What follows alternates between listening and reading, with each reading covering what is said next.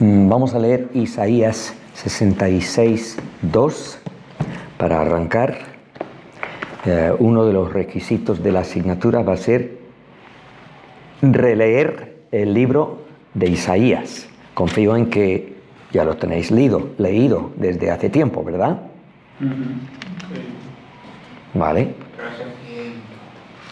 Eso, por eso vais a leerlo a lo largo de este semestre. Eso va en los requisitos de la clase, ya lo volveremos a mencionar, ¿vale? Pero empezamos ahí con un texto de Isaías 66. Vamos a empezar desde el 1, dice Yahvé así: el cielo es mi trono y la tierra estrado de mis pies. ¿Dónde está la casa que me habréis de edificar? ¿Y dónde el lugar de mi reposo? Mi mano hizo todas estas cosas, y así todas estas cosas fueron, dice Yahvé. Pero miraré a aquel que es pobre y humilde de espíritu, y que tiembla a mi palabra. ¿Sabéis temblar a la palabra del Señor? ¿Sabemos temblar ante su palabra, al escuchar su palabra? Es decir, entendemos suficientemente lo que es el temor del Señor, que tanto los salmos como los proverbios dicen que es principio de la sabiduría, que realmente nos echamos a temblar al escuchar su voz en su palabra. Pues lo ponemos como meta, entendiendo que probablemente nuestro nivel de saber temblar ante su palabra todavía necesita ser reforzado mucho. Primera meta: aprender a temblar ante su palabra. Y parte de ello va a ser esta lectura del libro de Isaías. Si queréis bajar a los requisitos y poner como número 1 la lectura del libro de Isaías a lo largo del semestre, os lo recomiendo como parte de vuestro tiempo devocional, confiando en que llegando a cuarto pues todavía conserváis ese buen hábito.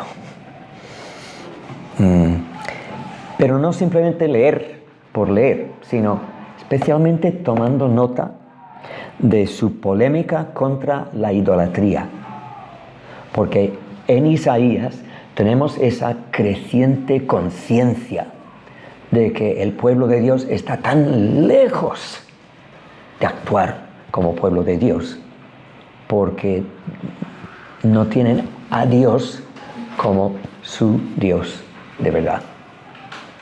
Así que nos hace temblar al escuchar algunas de las frases de Isaías. Trabajaremos varias porciones del libro en clase. También tomando nota de sus ocasionales estallidos de esperanza. Es decir, a pesar de la perdición humana, a pesar de la condición del pueblo de Dios, a veces no puede resistirlo y estalla en esperanza, porque el Señor le está inspirando y dando visión gloriosa de lo que hay en el horizonte. Así que, por supuesto, agarraos a esos pasajes, porque hacen contrapeso con los otros pasajes que nos muestran una radiografía de la humanidad tan pésima.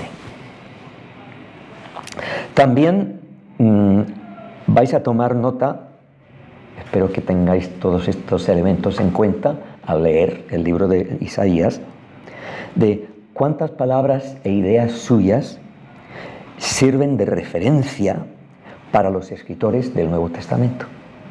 Es decir, hay simplemente pasajes que, esto me suena porque algún autor del Nuevo Testamento lo cita. Si tenéis una Biblia con referencias cruzadas, pues eso va a ser fácil, porque o en el centro o abajo encontráis esas referencias y podéis daros cuenta, esta es una de esas porciones, que en el Nuevo Testamento también los escritores escuchan la voz de Isaías y entienden que se está cumpliendo en sus tiempos.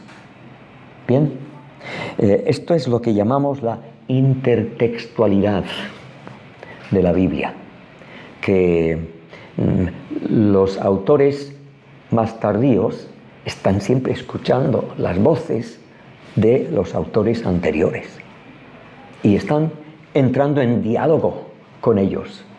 Por supuesto, se encuentra más cuanto más lejos viajas en el tiempo. Los primeros pues no tenían más referencia que escuchar la voz de Dios, pero con el tiempo, a partir de los salmos, los profetas pues tienen la ley, por ejemplo, tienen buena parte de la historia de Israel y tienen ya ecos de aquello en sus escritos.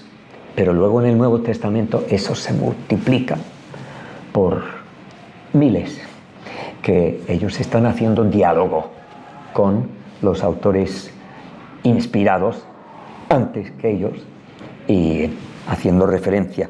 Entonces, al leer el libro de Isaías, ir tomando nota. Y por último, tomar nota de pasajes que especialmente te agarren el corazón, que hablen con una voz fuerte. Pasajes muy agudos en los que el Espíritu Santo te hable a ti personalmente, que supongo que debe haber muchos. ¿Vale?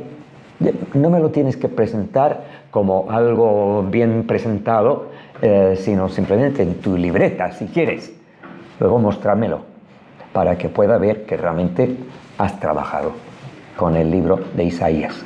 Ahora, nos resultará extraño que esta asignatura se titula Teología del Nuevo Testamento y empezamos con una asignación de lectura en el Antiguo. ¿Por qué será? Porque de ahí vendrá la teología del Nuevo. Exactamente. Era obvia la respuesta, así que, pero gracias por ser portavoz de tus compañeros. La teología del Nuevo procede del Antiguo, solo que ahora es como el botón que ha florecido y está dando fruto, ¿verdad? Bien, pues para que aprendamos a temblar ante la palabra, y vamos a ver brevemente el pasaje de 2 Corintios 2,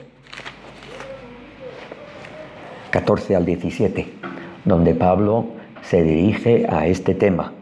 Dice: mas a Dios gracias, el cual nos lleva siempre en triunfo en Cristo Jesús, y por medio de nosotros manifiesta en todo lugar el olor de su conocimiento.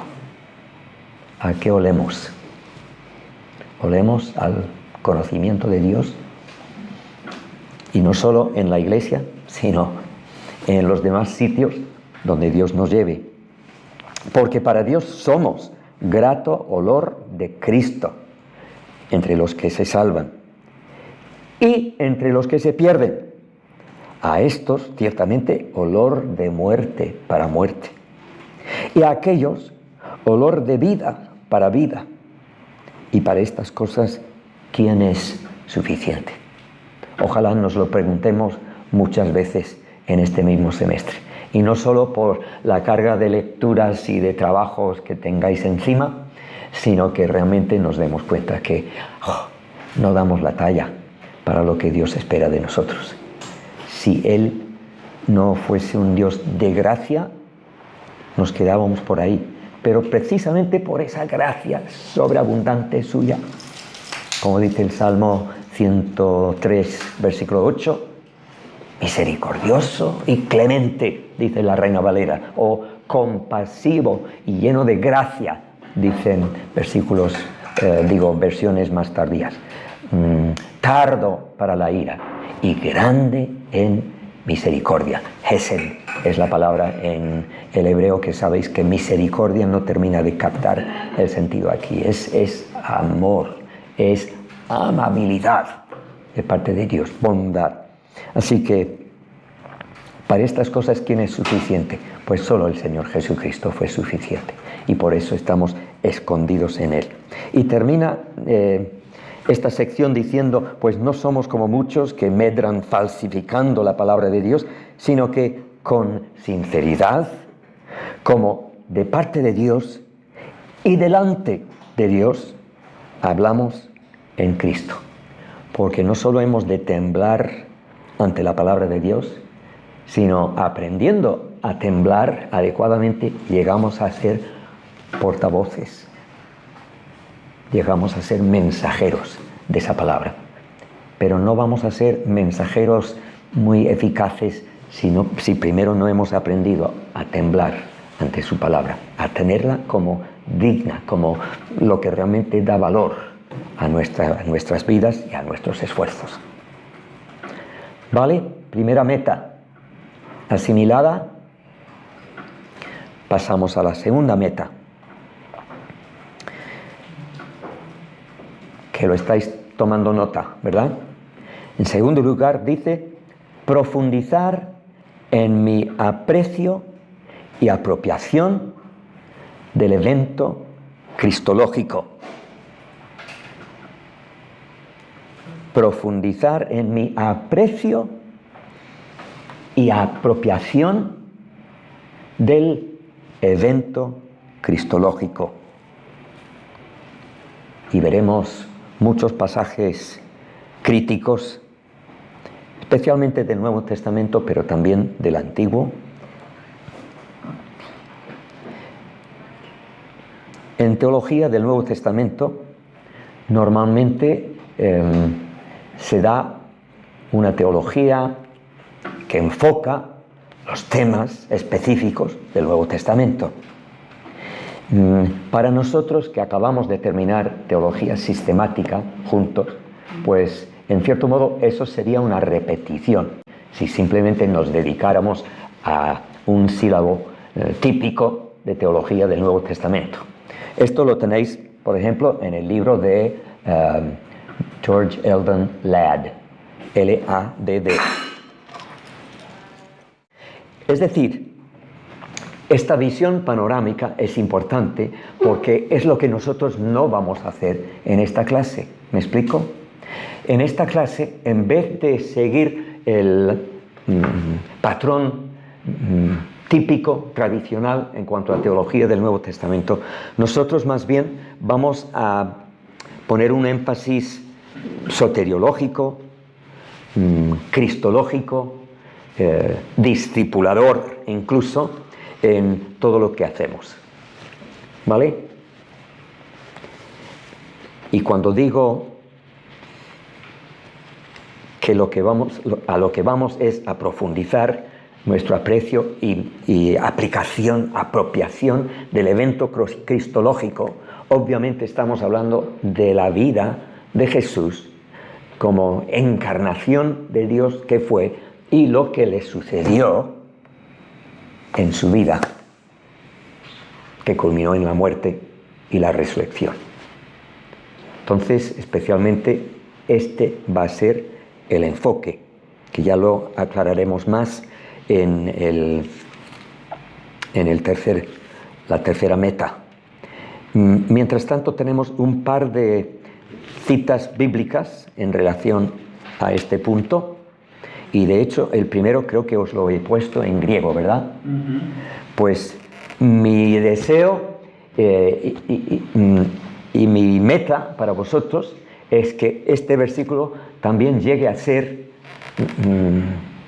como una meta de vuestras vidas. Igual que lo fue para Pablo, tal como lo expresa aquí en Filipenses 3. Reconocéis el pasaje enseguida, empezando desde el versículo 7. Filipenses 3, 7. Pero cuantas cosas eran para mí ganancia, las he estimado como pérdida por amor de Cristo. Y ciertamente aún estimo todas las cosas como pérdida por la excelencia del Señor, por la excelencia del conocimiento de Cristo Jesús mi Señor, por amor del cual lo he perdido todo y lo tengo por basura. ¿Y qué palabra encontramos en el griego? Skíbala, que significa estiércol. Fuerte el lenguaje de Pablo, para dar a entender que todo lo que antes eran para su acreditación, para su honor, esas cosas no tienen valor más que lo que se pisa a veces en el zapato. Y qué frustración. Porque ganar a Cristo es lo único que Él ve de valor en esta vida. Y ser hallado en Él, no teniendo mi propia justicia, que es por la ley, sino la que es por la fe de Cristo. ¿Os dais cuenta de esa preposición? Y está bien traducida. Es decir, es un genitivo en el griego. La fe de Cristo, no la fe en Cristo. A veces se puede traducir correctamente aquí, así, pero aquí es una fiel traducción del griego. La fe de Cristo es la que ha llegado a tener lugar, a tener un hogar en nuestras vidas. Es la misma fe de Cristo la que me está salvando. Mi fe en Él, pero la que Él engendró en mí. Bien, la justicia que es de Dios por la fe de Cristo. A fin de, el versículo 10, aquí es donde entramos en el griego que tenéis ahí en la hoja. Tu gnonai auton. ¿Alguien me puede decir la forma de este verbo? Gnonai. Infinitivo. Infinitivo, excelente. ¿Qué tipo de infinitivo? En cuanto a tiempo. Indicativo. No, un infinitivo. La otra larga. El normal. Es el infinitivo auristo, lo que me indica una acción definitiva. Y tiene el tú, el artículo tú delante, es decir, genitivo. Igual no habéis visto este uso del artículo, que un artículo en genitivo delante de un infinitivo sugiere finalidad. Entonces está bien traducido a fin de. Esta es mi finalidad, conocerlo. A Él, y luego kai tindinamintes anastaseos autu. El poder, la dinamita de su resurrección. Kai ten koinonian, ¿qué es koinonian? Comunión, compañerismo, participación. Ton pacematon, de sus padecimientos. Voy a participar de sus padecimientos. Voy a estar a su lado y él al mío para entender cómo sufrió, por qué sufrió. Y yo estoy asumiendo, dijo Pablo, hasta rellenando la copa de sus sufrimientos. No sufrimientos en el sentido redentor, pero sí lo que toca a un seguidor suyo. Que un discípulo no es mayor que su Señor, ¿verdad? Que su Maestro.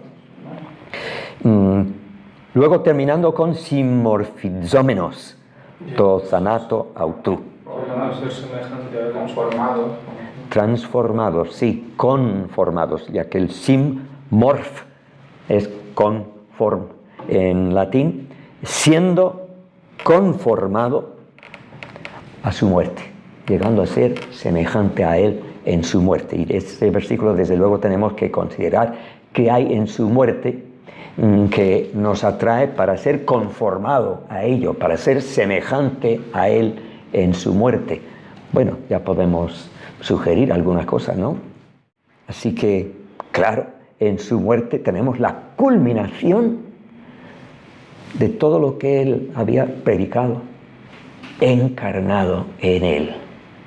Estaba encarnando el reino que Él había anunciado, de forma máxima, bajo las condiciones peores. Pues claro, es la meta, ser como Él en esas condiciones. Bien, el otro pasaje lo seguiremos trabajando, pero el otro pasaje es 2 Corintios 5, del 14 al 16. Entonces, el título de la segunda meta. Profundizar en mi aprecio y apropiación del evento cristológico. En mi Aprecio aprecio y apropiación del evento cristológico, con ese énfasis mayormente soteriológico en todo. Y 2 Corintios 5, 14 al 16, porque el amor de Cristo nos constriñe, pensando esto, que si uno murió por todos, luego todos murieron. Y por todos murió para que los que viven ya no vivan para sí, sino para aquel que murió y resucitó por ellos. De manera que nosotros, de aquí en adelante, a nadie conocemos según la carne. Y aun si a Cristo conocimos según la carne, ya no lo conocemos así. ¿Qué significa esto?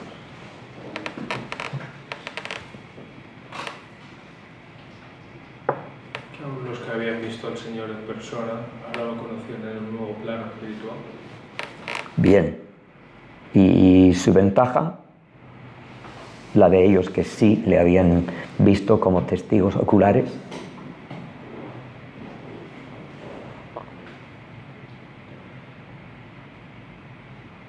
¿O es ventaja o no es ventaja?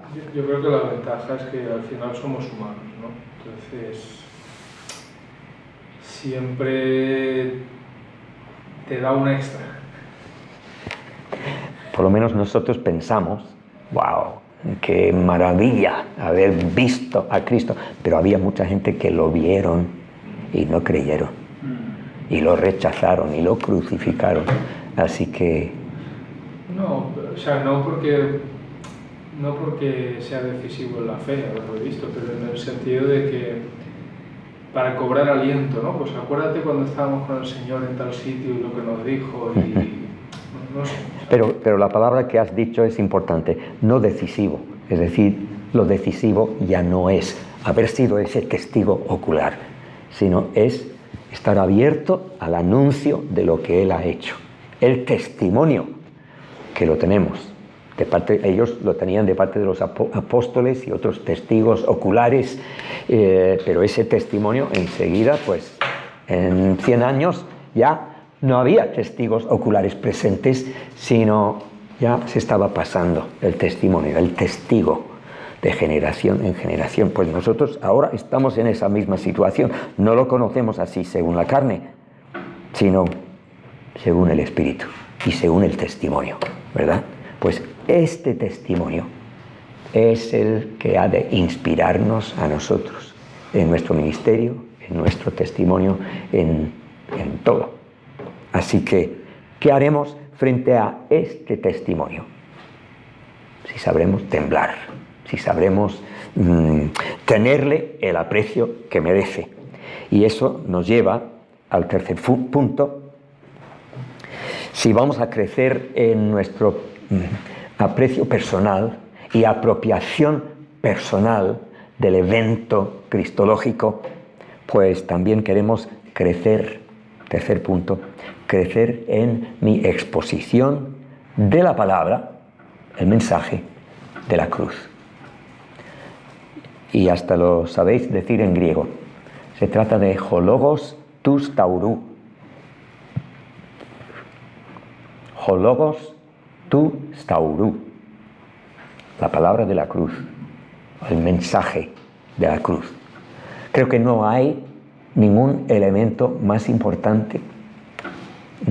Todo lo que vais a predicar, en cierto modo, tiene que señalar en esa dirección, porque es el momento decisivo de la vida de Jesús, cuando Él decidió someterse a ese sacrificio en vez de darnos lo que merecíamos. Y Él dijo ahí en el huerto de Getsemaní, que no sabéis que yo podía llamar 12 legiones de ángeles para liberarme. ¿Cuántos de nosotros hubiéramos sufrido la tentación y hubiéramos aprovechado la opción? Padre, tengo la opción, que estos son unos malvados, indignos y cuántas cosas más. No merecen este sacrificio. Que decidió no darnos por perdidos, sino dejarse matar por nosotros. cruelmente. Y fuimos nosotros, los que le matamos. No fue Dios. Fuimos nosotros los que le sentenciamos y los que llevamos a cabo esa sentencia con tanta inhumanidad y crueldad. Y los evangelios lo dicen claramente, que fue entregado en manos de pecadores. Lo que es el significado de Juan 3:16, cuando dice que de tal manera amó Dios al mundo que ha entregado a su Hijo en manos de indignos traidores malvados, que Dios sabía y Jesús sabía que le iban a maltratar hasta la muerte. Pero lo hizo. Esto es lo que necesitamos examinar más de cerca para entender sus implicaciones. Entonces, crecer en nuestra capacidad de exponer el mensaje de la cruz, o logos tus taurou. Suponiendo que ya lo hemos hecho muchas veces, será fácil pensar, pues yo ya sé predicar de la cruz. Pues yo después de 50 años intentando hacerlo, todavía me pregunto si lo estoy haciendo bien. Porque hay que hacerlo evidentemente en el poder del Espíritu. Ente dinamei tu hagiu pneumatos. Pues ya sabemos predicar en el poder del Espíritu, ¿verdad?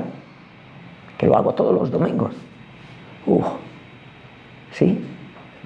¿Sabemos temblar ante la palabra?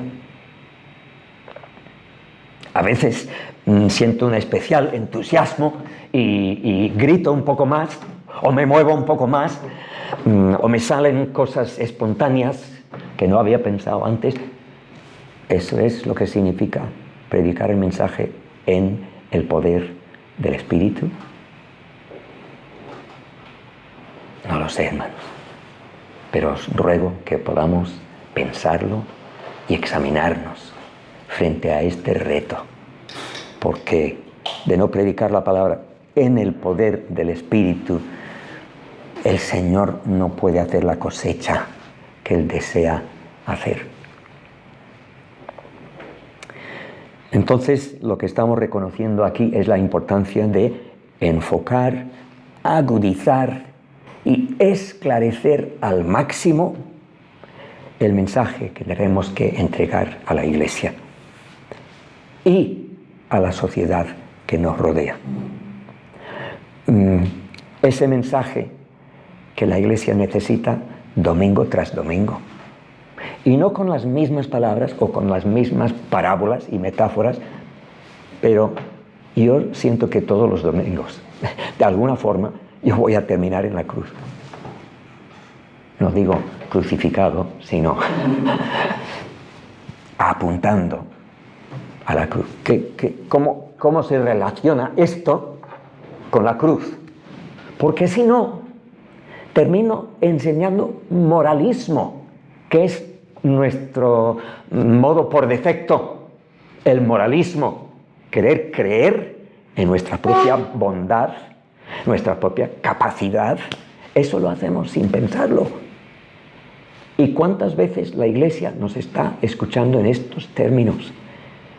Que tenías que vivir mejor, tenías que leer más la Biblia, tenías que orar. ¿Y por qué no has estado adorando al Señor más fervientemente? Moralismo que no les mejora la vida espiritual, que no les mejora las relaciones familiares, que no les mejora las relaciones con los vecinos o con los colegas en el trabajo. El Evangelio, la palabra de la cruz, predicada en el poder del Espíritu, nos lleva por el camino del discipulado, que es aprendizaje, aprendiendo de Cristo cómo caminar. Esa es la meta, ¿no? Ayudar a nuestros filigreses a ser verdaderos discípulos, no discípulos a medias. Esto fue el capítulo 12 en Teología Sistemática. Pero el mensaje no solo es para la Iglesia, porque la sociedad que nos rodea también lo necesita. ¿Cómo predico ho logos tus taurou en el mundo? Entendemos que la acción social de la Iglesia es fundamental hoy en día y no puede ser simplemente un pretexto que lo hago para que me escuchen el Evangelio, la predicación luego. No, tiene que ser entregarse por amor, por las necesidades de la gente, pues preocuparnos por ellos. Y si de paso se abren para escuchar algo de testimonio, se lo damos. Pero les seguimos amando y demostrando el amor de Cristo como Cristo lo hizo. Él es nuestro patrón y nuestro modelo aquí, ¿verdad? El libro de Stott de desafíos cristianos para este mundo contemporáneo habla de las dos opciones, escapismo o compromiso social, que hemos optado más por el escapismo que por el compromiso social. Compromiso social, wow, qué fuertes suenan esas palabras, pero requieren tiempo, y ¿quién tiene tiempo? Si tenemos tantos compromisos ya adquiridos con la familia, actividades de la Iglesia, consiguiendo que las familias de la Iglesia vivan en paz entre sí. Los pobres padres de nuestra Iglesia luchando con sus adolescentes para no perderlos, que hoy vosotros sabréis, es un reto tremendo. Así que os toca, hijos, sois generación joven y fuerte para que enfrentéis estos desafíos, pero con la palabra de la cruz y el poder del Espíritu Santo bien asimilados en vuestras vidas, porque si no, vamos a seguir con ejercicios eclesiales por un lado o académicos por otro lado, y mi interés en esta clase no es simplemente pediros más trabajos académicos. Yo quiero que tengáis en mente estas metas al leer las pocas cosas que os voy a pedir y al hacer los pocos ensayos. Tener siempre en cuenta estas metas, ¿vale? Con una urgencia vital, porque es cuestión de vida y muerte. No solo nuestra, sino de la Iglesia, del testimonio del Señor. Aquí había puesto dos pasajes, ¿verdad? También están en vuestra hoja. Sí. 1 Corintios 1:18. Porque la palabra de la cruz es locura a los que se pierden. Nos van a llamar locos, nos van a considerar chalaos, que no hay que escucharles. Estemos dispuestos a que nos consideren mal, pero no reaccionemos con ira o con espíritu vengativo, o como ya les enseñaremos alguna cosa. No, con la paz del Señor. El Señor no fue vengativo en su muerte, diciéndoles que ya verían estos que me han crucificado. No, sino perdonando hasta el último, hasta lo último. Vale, locura a los que se pierden, pero a los que se salvan, esto es a nosotros, es poder de Dios. Y luego lo describe como Cristo, poder de Dios, sabiduría de Dios. Anhelemos este poder, esta sabiduría. Gálatas 3:1 señala algo parecido. Oh Gálatas insensatos, ¿quién os ha fascinado a vosotros, ante cuyos ojos Jesucristo fue presentado públicamente como crucificado? Presentado claramente como crucificado. Es decir, ¿qué hizo Pablo en su presentación de Cristo? Porque la palabra aquí presentado sugiere una escenificación, como que Pablo realmente se explayó intentando presentarles, hacerles verlo, hacerles sentirlo. Es lo que toca en la iglesia, hermanos. Hacer que los hermanos también lo vean en su imaginación, lo sientan en sus corazones, no solo en sus sentimientos, sino más allá de eso, hasta su voluntad sea pinchada y tengan que tomar alguna acción. Vale, pues estas 3 metas, mis hermanos,